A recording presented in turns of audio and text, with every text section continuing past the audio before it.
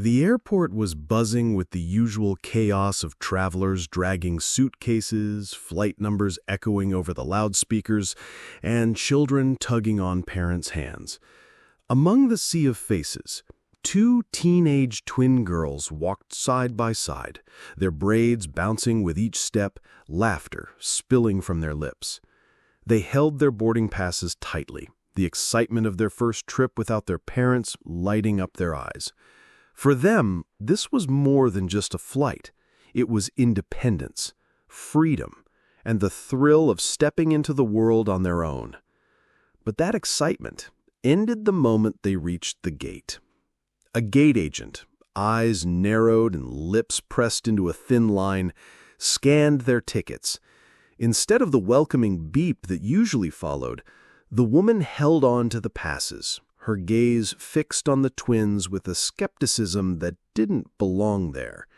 She leaned forward, her voice clipped, sharp. "Are these really yours?" The question cut deeper than the girls expected. They exchanged confused looks. "Yes, we printed them ourselves. We checked in," one said softly, her voice respectful but trembling.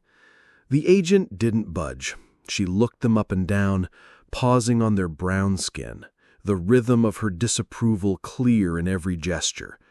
"Where are your parents? Who paid for these tickets? Do you even understand airline policies?" Around them, the line grew restless. Passengers shifted impatiently, but no one intervened.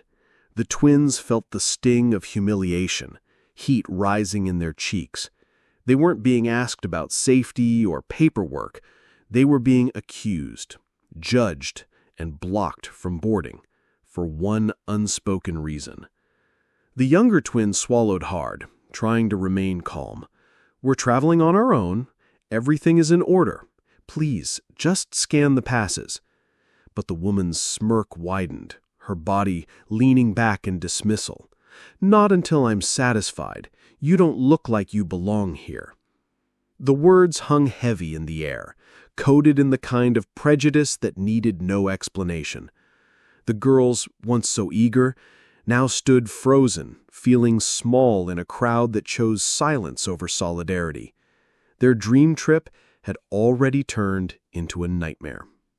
What the gate agent didn't realize was that this casual cruelty was about to unravel in ways no one at that terminal could have imagined, because these weren't just any passengers.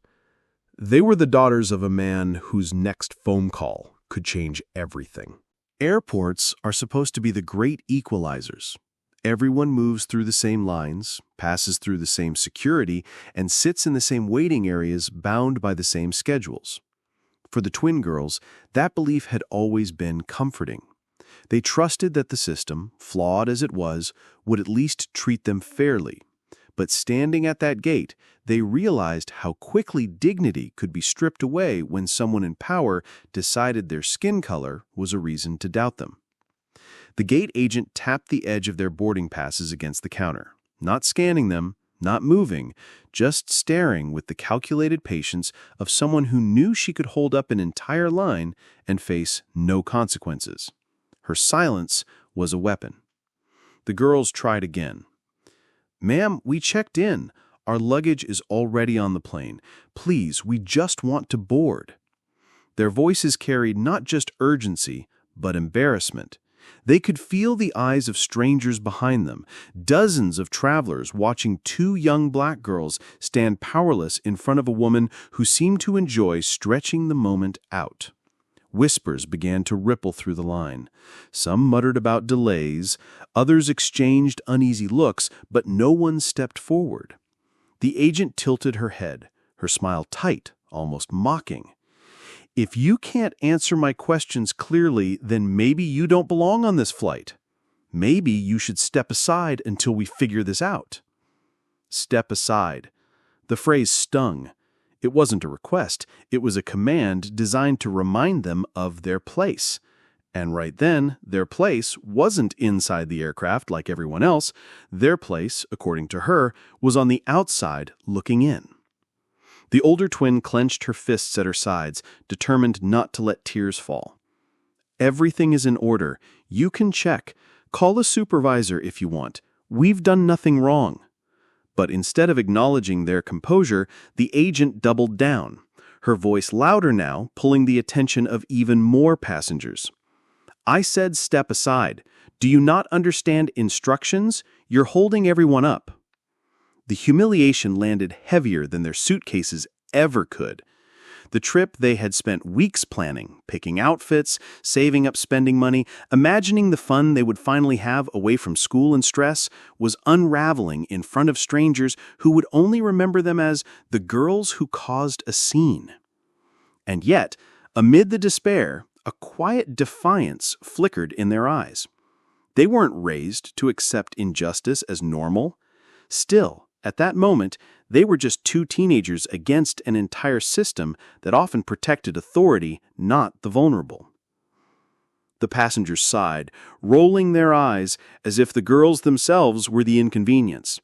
And for the first time, the twins realized how isolating racism could feel, not just in the cruelty of the person wielding it, but in the silence of everyone who refused to challenge it.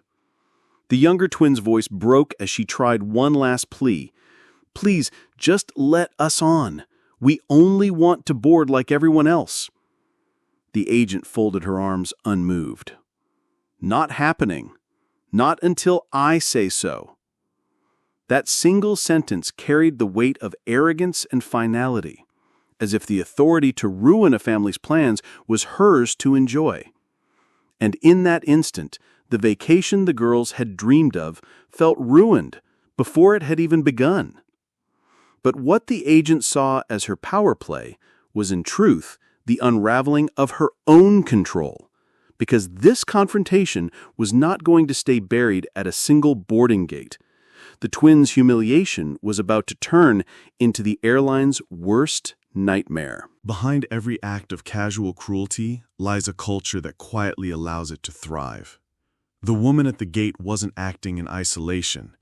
She was part of an airline where unchecked power had long been protected by bureaucracy, where staff carried themselves with the assurance that no matter how poorly they treated passengers, the company would stand behind them.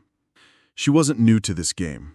For years, she had worked at this terminal, developing a reputation among some frequent flyers as strict or by the book. But passengers of color told a different story. They spoke of extra questioning, unnecessary baggage checks, and a tone of voice that carried more suspicion than service. These complaints trickled into customer service lines, buried in long email chains, and every once in a while onto social media posts that gained a few dozen angry comments before fading into the noise. Each time the airline's official response was the same: "We are committed to diversity and inclusion and take these matters seriously." But those words were as hollow as the PR campaigns plastered across the airport walls. Bright posters featuring smiling employees of every ethnicity hung over walkways, accompanied by slogans like "We fly together" and "Every passenger matters." Yet behind the counter, in the break rooms and staff meetings, a different tone prevailed. It was about efficiency, control, and not letting difficult passengers disrupt operations. And difficult in practice too often meant anyone who didn't fit the image of the model traveler. The gate agent had absorbed this culture. She wore her uniform like armor, convinced that made her the final authority on who was worthy of flying. Each passenger who approached her desk wasn't just a customer. They were someone to be assessed, judged, and either waved through or reminded of who held the power. In her mind, questioning the twin girls wasn't discrimination. It was simply her right, her responsibility, her stage to display authority. She knew complaints might follow. They always did. But complaints, she had learned, never went anywhere. Supervisors would roll their eyes, corporate would issue a generic statement, and within a week, she'd be back at the gate scanning tickets as though nothing had happened. The cycle had made her bold, entitled, petty, and untouchable. Passengers sensed it too. Many avoided confrontation, choosing silence over risk. After all, airlines had the power to delay, reroute, or cancel trips. Few dared to challenge the very people who could control their fates with a keyboard click. And so, the culture of fear mixed with arrogance created the perfect environment for staff like her to flourish unchecked. But this wasn't just about one gate agent. The airline itself had been skating by on hypocrisy for years. Internally, executives celebrated diversity days with catered luncheons, glossy brochures, and hashtags meant to trend for a few hours. Externally, they pushed commercials showing multiracial families boarding planes with ease, suggesting that their company was a shining example of inclusion. The truth, however, was buried in unresolved complaints, lawsuits quietly settled, and stories that rarely made it past local news. Travelers of color often whispered their frustrations to each other, how boarding staff demanded extra ID checks, how flight attendants dismissed their questions with condescension, how security flagged them more often than not.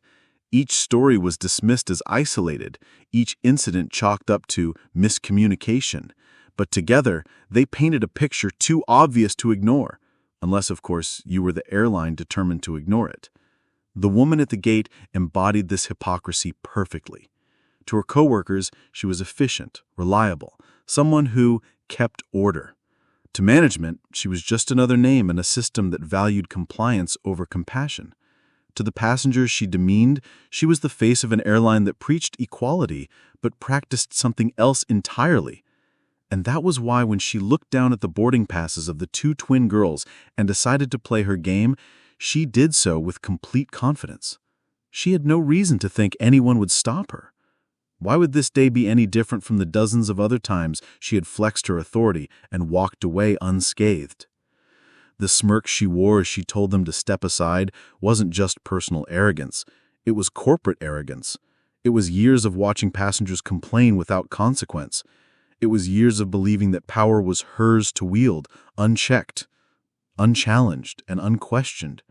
But that arrogance had blinded her, because what she failed to realize in that moment of petty cruelty was that she had stumbled into the one confrontation her company couldn't sweep under the rug. The twins weren't ordinary passengers. They weren't just young girls whose dignity she could strip away without anyone noticing.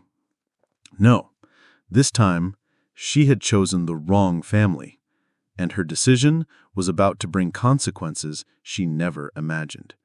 Because the man who would answer their phone call wasn't just a father, he was a CEO. And he was about to make sure this airline finally learned what accountability looked like. But they had no idea they were picking the wrong family to mess with. Long before that airport confrontation, the twin girls had been raised in a household where dignity and respect were not just lessons, they were daily practices. Their parents, both products of working-class upbringings, had built their lives around hard work and humility. The father's rise to becoming a CEO was not the story of privilege handed down, but of sweat, long nights, and sacrifices that tested every ounce of his resolve. He had grown up in a neighborhood where opportunities were scarce, where every step forward meant pushing back against people who doubted him because of the color of his skin. But he never let those doubts define him. Through persistence and an unshakable belief in education, he climbed from classrooms where teachers overlooked him to boardrooms where no one could ignore him. By the time he became a respected leader, he carried not the arrogance of power, but the humility of someone who remembered what it felt like to be dismissed. At home, he and his wife made sure their daughters understood this history. The twins were taught that self-worth was never something others could grant or take away. It was something that came from within. They were told to stand tall, to speak with kindness, and to value knowledge as their greatest weapon. Their family dinners often turned into lessons, where their father reminded them, "Respect yourself first, and others will learn to respect you too." The twins absorbed these lessons deeply. They weren't just students at school, they were dreamers. One wanted to be a doctor, fascinated by the idea of healing. The other loved to write, filling journals with stories about heroes who overcame impossible odds. They laughed together constantly, their bond so close that even teachers commented on how one seemed to carry the other's emotions. When one was hurt, the other's eyes would well with tears. When one succeeded, the other clapped louder than anyone else. And despite their father's position, they were raised without a trace of entitlement. He never let them forget where he came from, or how fragile success could be. Birthdays weren't about extravagant gifts, but about family traditions, home-cooked meals, songs sung off-key, and hand-drawn cards that mattered more than anything money could buy. Travel for them was a chance to see the world through curious eyes, not privileged ones. This particular trip had been something they saved allowance for, planning out small adventures, choosing books to bring along, and giggling late into the night about what they would do once they landed. Their parents trusted them because they had proven themselves responsible, respectful, and grounded. At school, they were known not just for their intelligence, but for their resilience. When classmates made ignorant remarks about their hair or their skin, they never lashed out. Instead, they responded with dignity, sometimes with humor, always with composure that belied their age. Teachers often told their parents, "You've raised two remarkable young women." That was why the moment at the airport struck so deeply. These weren't girls who sought conflict or attention. They had been raised to trust systems, to believe that if they followed the rules, they would be treated fairly. They had never considered that their skin could be turned into evidence against them at something as routine as a boarding gate. The pain wasn't just in being stopped. It was in the betrayal of everything they had been taught to believe, that hard work, respect, and dignity would protect them. The humiliation of being accused, of being treated like imposters when they had done everything right, cracked the foundation their parents had so carefully built. And yet, even in that painful moment, their resilience showed. They didn't scream or curse. They didn't fall apart. They stood side by side, voices shaking but steady, determined not to let anyone strip them of their worth. They embodied the very lessons their father had drilled into them: dignity in the face of disrespect, calm in the storm of cruelty. What the gate agent saw as weakness was in truth extraordinary strength. Few teenagers could stand under such public scrutiny without breaking, but these girls did. And that is why, when passengers later recounted the story, what they remembered most was not the arrogance of the staff, but the quiet bravery of the twins. Back at home, their father was unaware of the ordeal unfolding.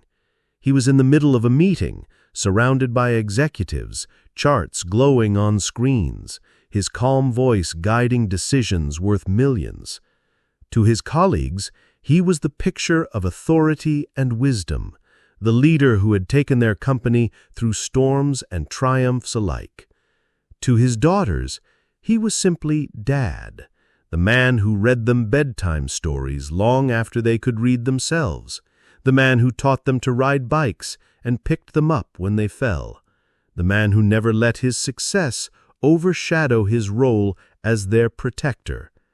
And when his phone began to buzz that afternoon, he had no idea that on the other end were the voices of his daughters, carrying humiliation, fear, and quiet desperation. The gate agent thought she was dealing with powerless children, but what she didn't realize was that a single phone call would change everything. And when their father's phone rang that afternoon, everything changed. The air at the boarding gate grew heavier with each passing second.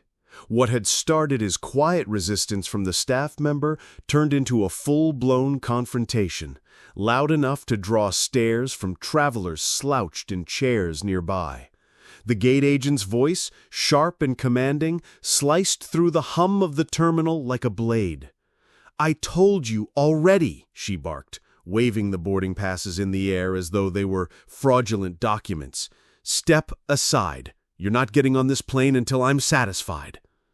The twins stood their ground, their shoulders pressed together, a united front. They didn't shout, they didn't break down. Their voices, though trembling, carried a composure that made the contrast between them and the agent all the more striking. "Please, just check the system again," one of them said, steady but firm. "We're supposed to be on this flight. We've followed every rule." Her sister added, "Our bags are already loaded. We've done nothing wrong." But the agent leaned forward, her smirk widening, voice rising so every passenger could hear. "Oh, I think you've done plenty wrong. Don't tell me how to do my job." Passengers shifted uneasily. A mother with a toddler on her hip frowned but said nothing. A businessman glanced up from his phone, shook his head and went back to scrolling. A pair of college students whispered to each other, one of them mouthing, "This isn't right." Yet the silence of the crowd was deafening.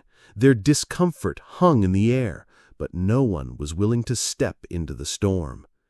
The older twin clenched her fists at her sides, nails pressing into her palms, forcing herself to stay calm. She had been raised to believe dignity was her shield, and in that moment it was the only thing she had left. The younger twin, voice softer but unwavering, tried again. "We're not asking for special treatment, just fairness." The agent laughed bitterly, tossing the boarding passes back onto the counter as though they were worthless scraps of paper. "Fairness? Don't lecture me about fairness. You're holding everyone up with your little act." She gestured broadly at the passengers behind them, who now stared at the twins as though they were obstacles instead of victims. A few sympathetic whispers floated through the crowd. "This doesn't seem right," someone muttered. Another passenger murmured, "Why won't she just let them board?" But those voices were faint, drowned out by the authority booming from the agent's mouth. Her words grew harsher. "Maybe you should have thought twice before trying to cheat the system. Maybe you should learn some respect." The venom in her tone made the accusation sting like a slap. The twins swallowed their pride, standing taller despite the heat burning in their chests. They would not give her the satisfaction of tears. Their composure only seemed to infuriate her further. It was as if their dignity was a mirror she couldn't stand to look into. Passengers began recording on their phones now, small red lights blinking in the crowd. The story was no longer confined to that gate. It was beginning to live beyond it. But still the humiliation pressed down on the girls. Each second that ticked by was another second of being treated like criminals in a place where they had every right to belong. The older twin finally leaned toward her sister, whispering words meant only for her. The younger nodded, slowly, then reached into her bag, pulling out her phone with trembling hands. The agent noticed, eyes narrowing. "And what do you think you're doing? Calling for backup? Go ahead, sweetheart. No one's gonna help you." But she was wrong. The younger twin's thumb hovered for only a moment before pressing the contact that mattered most. The line rang, once, twice, and then connected. And as her quiet, "Dad, can you hear me?"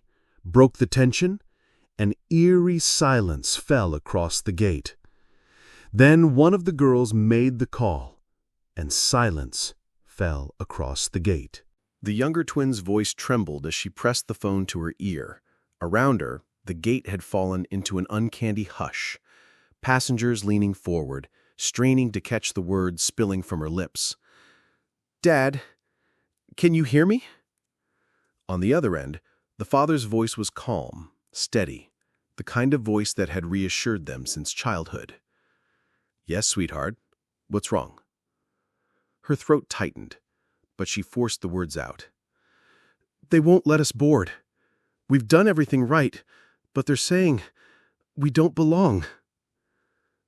There was a pause, a silence so heavy it felt like the weight of the world was pressing down the line.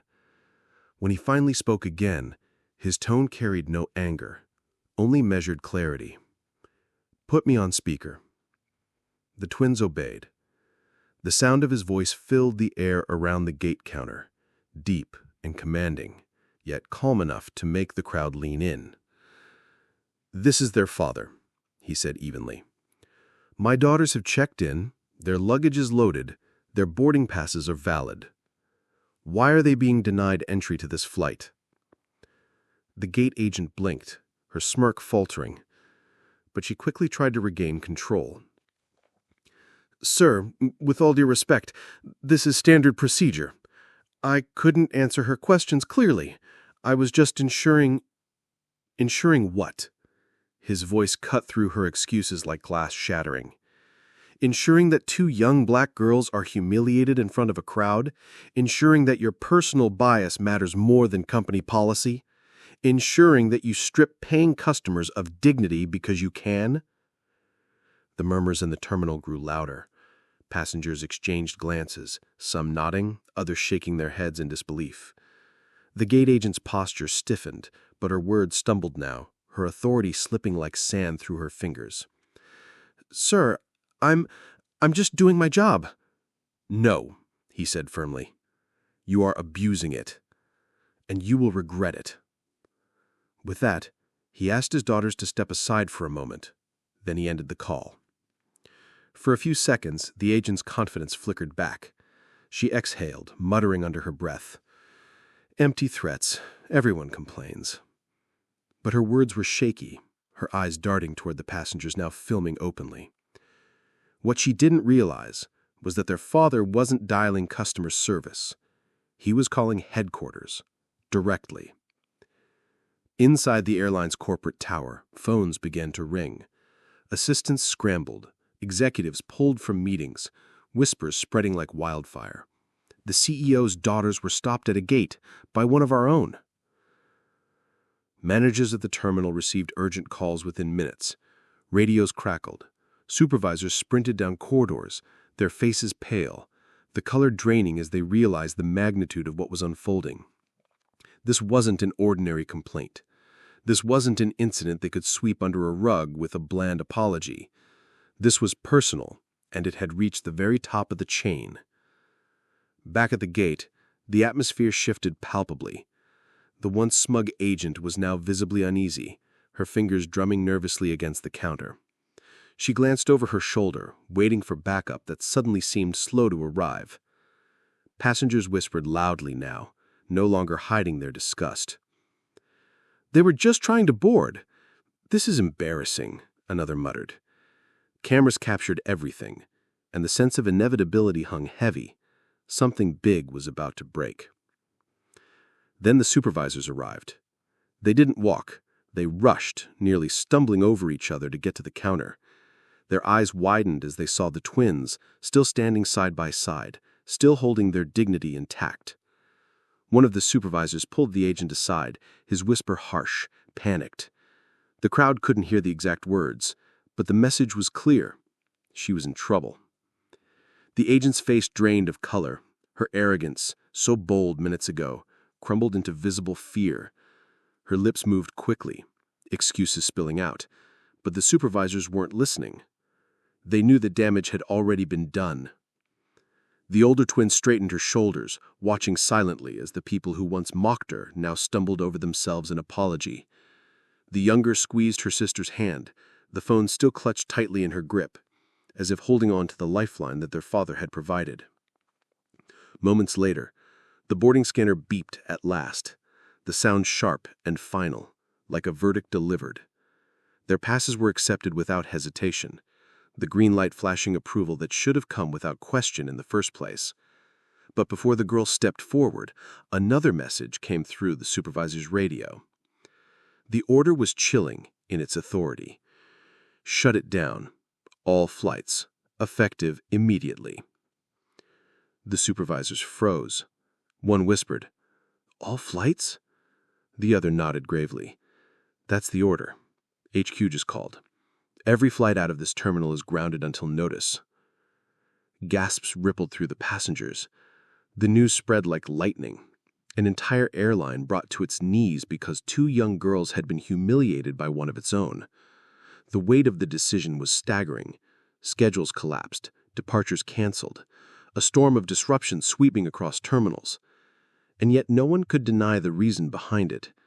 Justice was being served in the most dramatic way possible. The agent slumped into her chair, eyes wide, the realization dawning that her arrogance had triggered a chain reaction powerful enough to freeze an entire system. She had thought she was untouchable.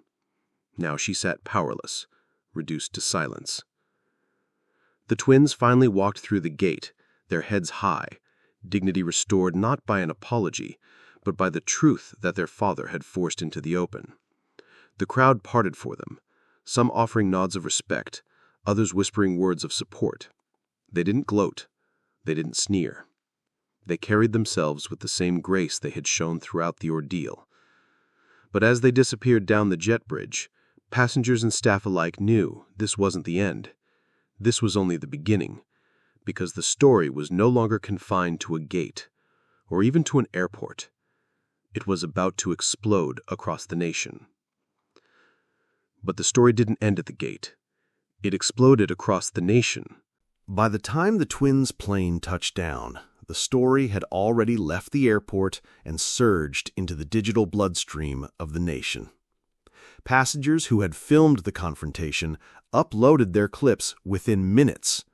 The videos showed everything: the gate agent's dismissive tone, the girl's polite pleading, the sudden panic when the phone call was made, and the stunned silence when flights were abruptly grounded. Within an hour, hashtags blazed across social media. Hashtag flying while black, hashtag grounded for racism, and hashtag stand with the twins trended worldwide. Millions watched, shared, and commented. Their outrage ignited like wildfire. Some wrote of their own experiences of being profiled while traveling. Others called for boycotts, tagging the airline in furious posts. Activists, influencers, and even celebrities weighed in, amplifying the narrative. It was no longer a single incident, it was a symbol. Mainstream news outlets quickly picked it up.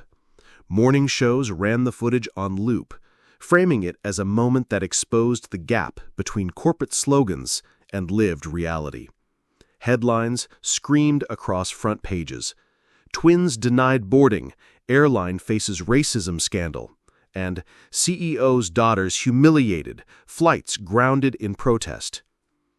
For the airline's executives, it was a nightmare unraveling in real time. The boardroom became a war room, phones ringing off the hook as shareholders demanded answers and crisis managers scrambled to craft a response. The company's carefully polished image of diversity and inclusion crumbled under the weight of public scrutiny. Their slogans now sounded hollow, their glossy commercials mocking reminders of promises broken. Within days, the airline issued a formal public apology. The CEO stood before cameras, his voice tight as he admitted grave missteps and vowed change. But for many, the apology rang as reactive rather than sincere, born not of conscience but of pressure. Calls for accountability only grew louder. Meanwhile, the staff members at the center of the scandal were suspended pending investigation. The gate agent, once a minor figure in the sprawling corporate structure, now found her name plastered across headlines, her actions dissected frame by frame. Other employees came forward anonymously, describing a culture where bias complaints had long been brushed aside, where supervisors dismissed concerns as overreactions. The scandal forced a wider conversation that stretched beyond a single airline. Editorials and talk shows debated how deeply racism was embedded in customer-facing industries, from air travel to retail to hospitality. Were policies really neutral, or were they too often weaponized against people of color? The story of two teenagers trying to board a plane had cracked open a larger wound, one that could not be ignored. Protesters gathered at airports carrying signs that read, "Dignity has no boarding pass," and "Equal travel for all." Civil rights organizations demanded legislation to strengthen passenger protections against discrimination. Politicians seized the moment, some pledging hearings to investigate systemic bias in travel. Others tried to minimize the uproar, but their minimization only fueled more anger. Through it all, the twins themselves remained strikingly composed.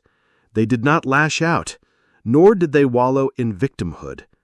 Instead, they carried themselves with the same quiet dignity they had shown at the gate. Interviewers described them as poised beyond their years. They spoke softly about the humiliation, but also about hope, about believing change could come if people refused to stay silent. Their words, simple and sincere, resonated far beyond the airport terminal. Millions of viewers saw not just two girls wronged, but two young women embodying resilience. In them, many saw their daughters, their sisters, their younger selves. The twins became unwilling symbols, but powerful ones. Proof that even in the face of cruelty, grace could shine brighter.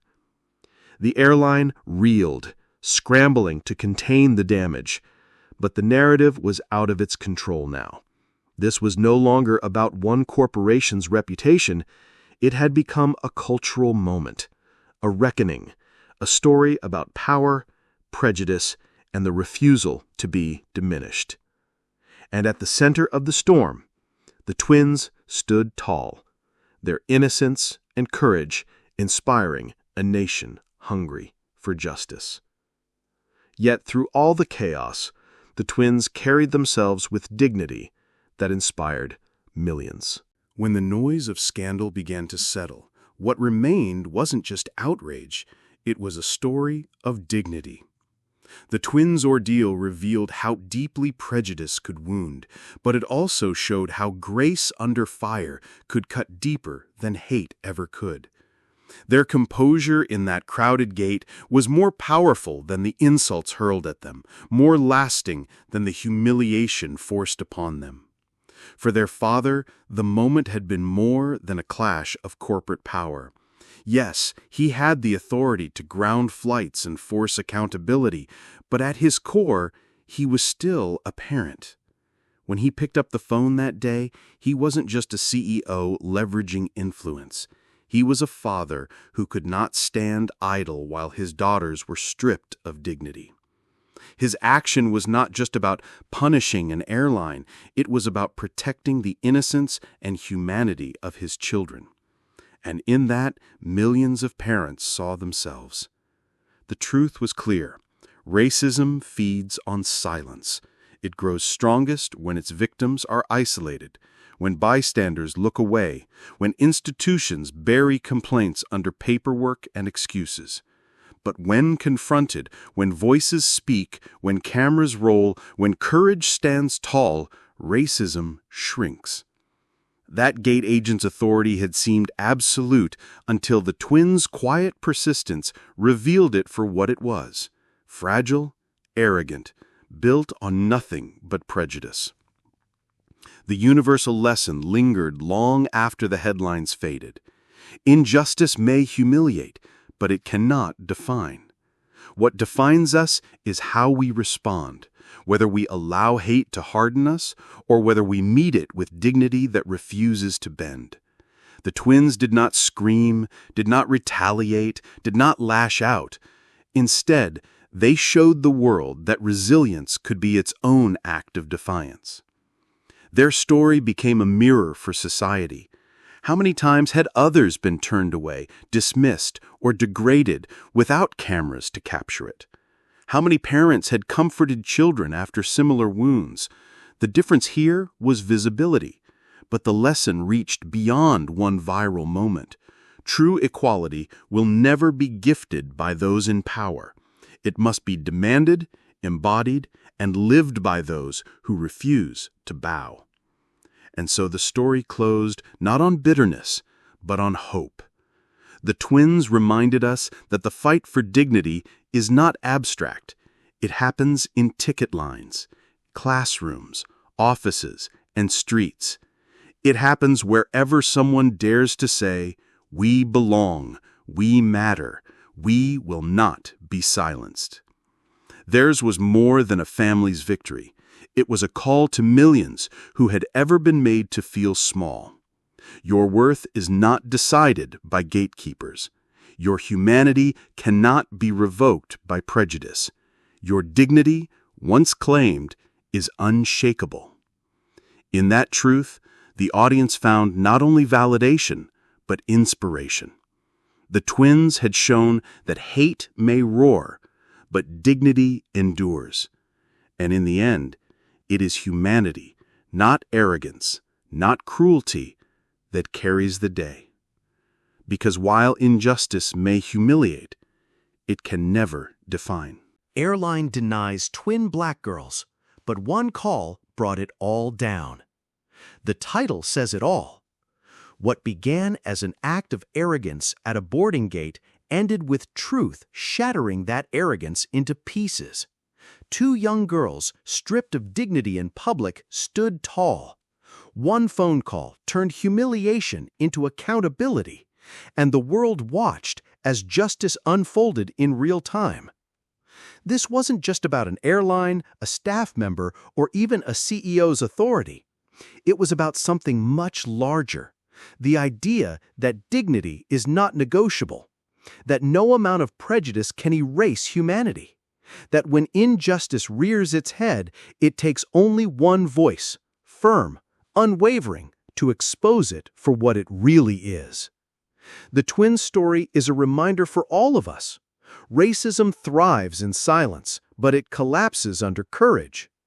Their calm composure, their father's decisive action, and the nation's outrage proved that hate cannot win when people refuse to bow to it. If this story moved you, don't let it end here. Share it with others. Add your voice to the chorus demanding fairness, respect, and equality. Stories like this matter because they remind us that standing against hate is not just a choice, it's a responsibility. And if you want to hear more stories where dignity triumphs over hate, where resilience beats arrogance, and where humanity shines through, subscribe now. Because every story we tell is another step toward justice. This story may have ended at an airport gate, but the fight for equality continues everywhere. Together, we can ensure that dignity always takes flight.